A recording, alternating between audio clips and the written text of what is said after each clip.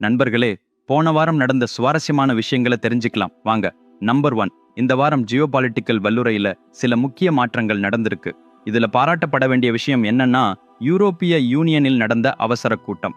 யூரோப்பிய union அப்படின்னா அதுல மொத்தம் 27 நாடுகள் இருக்கு. கடந்த சில மாதமா இந்த 27 நாடுகளுக்குள் வர்த்தக ஒப்பந்தங்கள் மற்றும் எல்லை பாதுகாப்பு தொடர்பாக சில கேள்விகள் வந்திருக்கு. அதை பத்தி விவாதிக்கவே இந்த அவசர கூட்டத்தை ஏற்பாடு செஞ்சிருக்கிறாங்க.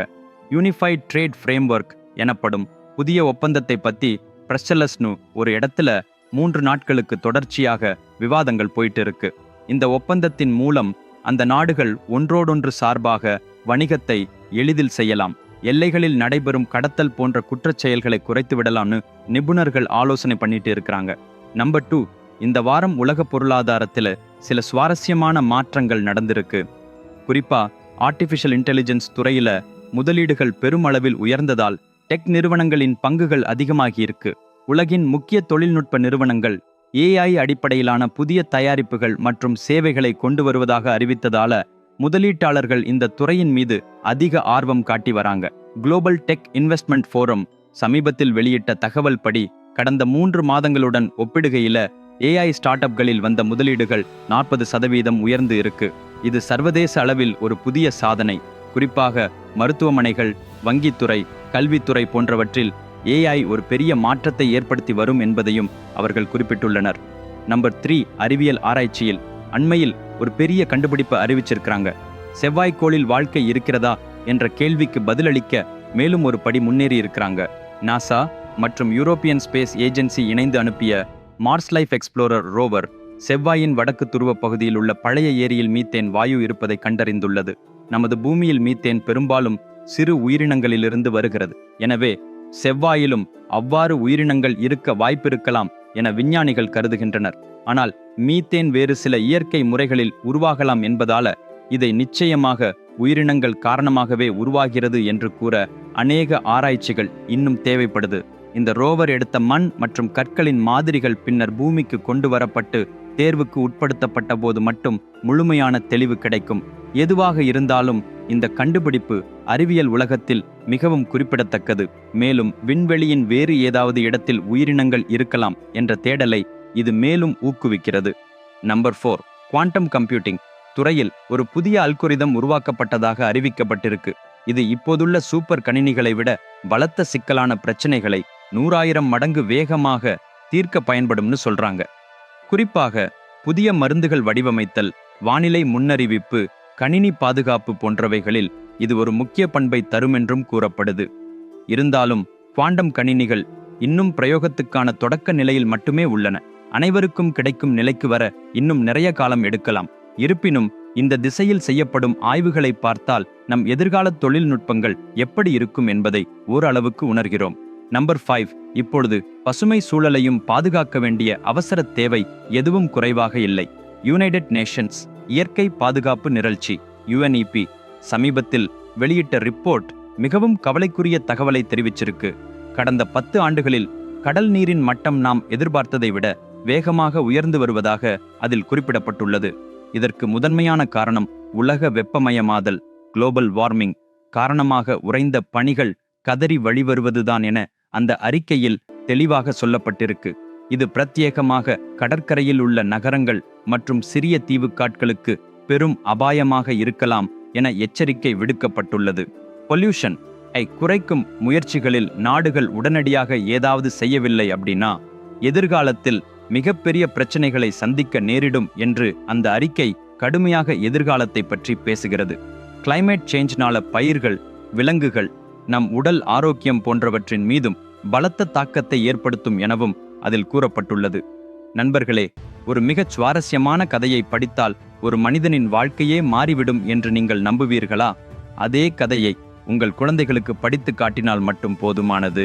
அவர்களின் வாழ்க்கைக்கு தேவையான நல்லவையெல்லாம் கற்றுக்கொள்ளலாம் என்று நீங்கள் நம்புவீர்களா? நீங்கள் வாழ்க்கையில் அனுபவிக்கும் அல்லது எதிர்நோக்கும் எந்த சிக்கலுக்கும் ஒரே ஒரு கதையை படித்தால் சரி, தீர்வு கிடைத்துவிடும் என நீங்கள் நம்புவீர்களா? ஆம், அது சாத்தியம். மனித இனத்தின் வரலாற்றில் இதுவரை சொல்லப்பட்ட மிகச் சிறந்த தேன்மழை எழுத்து காவியம் மகாபாரதம்தான். இந்த கதை எந்த சினிமாவையும் விட 100 மடங்கு சிறந்ததாக இருக்கும். நிச்சயம் அது ஒரு சவால்.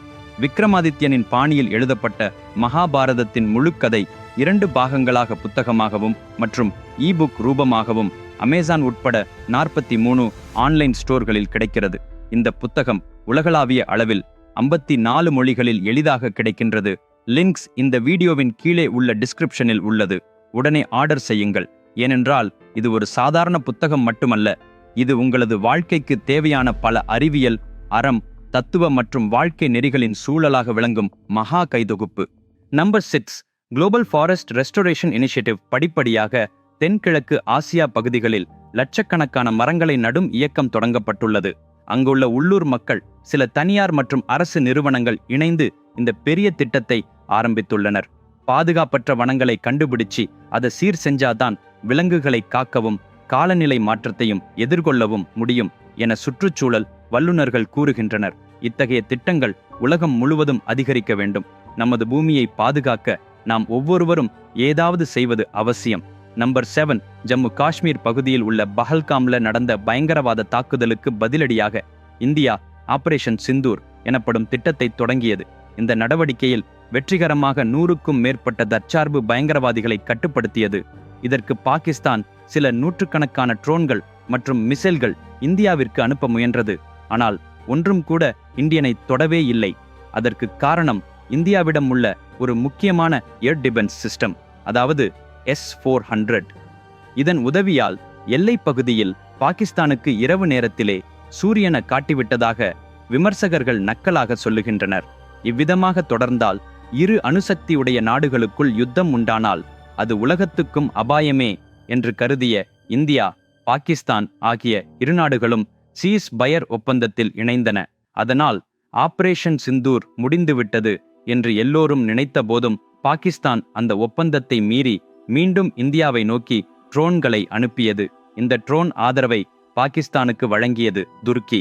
பயங்கரவாத நடவடிக்கையை ஊக்குவிக்கும் பாகிஸ்தானுக்கு ட்ரோன்களை வழங்கி துணை நிற்கின்ற துருக்கிக்கு முக்கியமான வருமானத்தில் ஒன்று டூரிசம் என்பதால் உலகின் பல நாடுகள் துருக்கி செல்லும் பயணங்களை நிறுத்தி சரவாரியான முறையில் இந்தியாவை ஆதரித்தன. நம்பர் 8, ஜப்பானில் விரைவில் உலக கண்காட்சி வேர்ல்ட் எக்ஸ்போ நடைபெற இருக்கிறது. Designing future society for our lives எனும் கண்காட்சியின் கருப்பொருளை முன்னிறுத்தி ஜப்பான் முழு உற்சாகத்துடன் இதை தொடங்க தயாராக உள்ளது. இக்கண்காட்சி உலகம் முழுவதும் இருக்கும் நாடுகளும் நிறுவனங்களும் தமது கலாச்சாரம், தொழில்நுட்ப வளர்ச்சி, நடுத்தர வளங்கள் ஆகியவற்றை வெளிப்படுத்தக்கூடிய ஒரு சிறப்பு தளமாக அமையப் போகிறது. புகழ்பெற்ற வல்லுநர் சவ் புஜிமோட்டோ வடிவமைத்த 20 மீட்டர் உயரமுள்ள கிராண்ட் ரிங் இந்த உலக கண்காட்சியில் மிகப்பெரிய ஈர்ப்புச் செல்லாக இருக்கும் என்று எதிர்பார்க்கப்படுகிறது. இந்த மாபெரும் கட்டுமானத்தை பார்வையிடும் பார்வையாளர்களுக்கு ஒரு தனித்துவமான அனுபவத்தை அது தரும். இக்கண்காட்சியில் பல நாடுகளின் பெவிலியன்கள் அமைக்கப்படுகின்றன.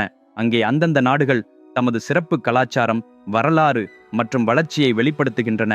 உலகளாவிய முக்கிய தலைமையுறை சார்ந்த ஆளுமைகள், ஆராய்ச்சியாளர்கள் மற்றும் பொதுமக்கள் ஒன்று கூடித்து தமது எண்ணங்களை பகிர்ந்து கொள்ளவும் புதிய விஷயங்களை அறிந்து கொள்வதற்கும் இது ஒரு அற்புதமான இடமாக இருக்கும்.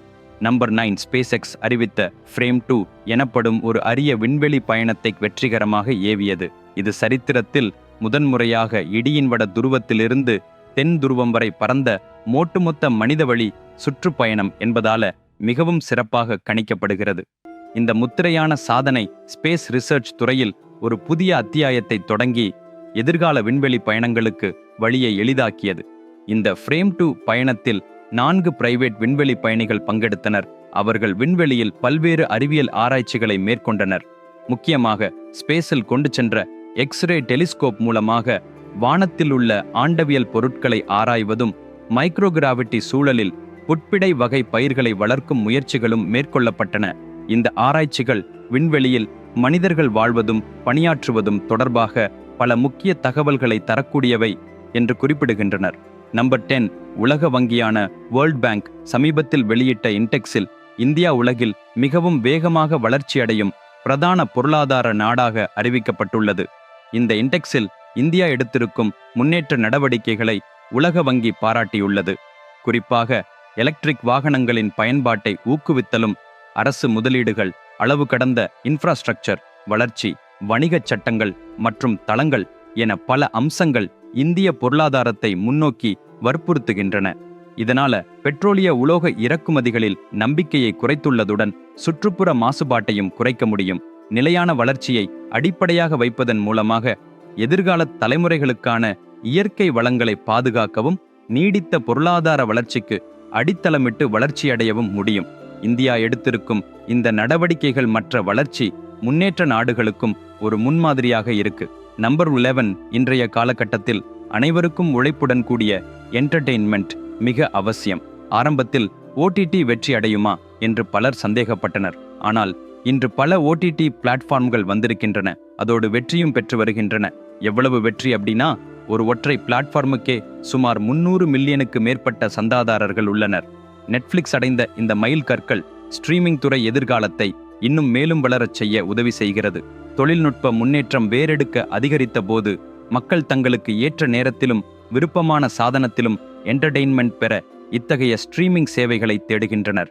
ஃப்ரெண்ட்ஸ், மீண்டும் அடுத்த திங்கள் அன்று மாலை 5 மணிக்கு சந்திப்போம். நான் எழுதிய மகாபாரத புஸ்தகத்தை இப்போதே ஆர்டர் செய்யுங்கள். லிங்க்ஸ் இந்த வீடியோவின் கீழே உள்ள டிஸ்கிரிப்ஷன் பகுதியில் உள்ளன. அதேபோல் இன்னும் எனது சேனலை சப்ஸ்கிரைப் செய்யவில்லை அப்படின்னா உடனடியாக சப்ஸ்கிரைப் செய்து கொள்ளுங்கள். டில் தென், டேக் கேர், பை.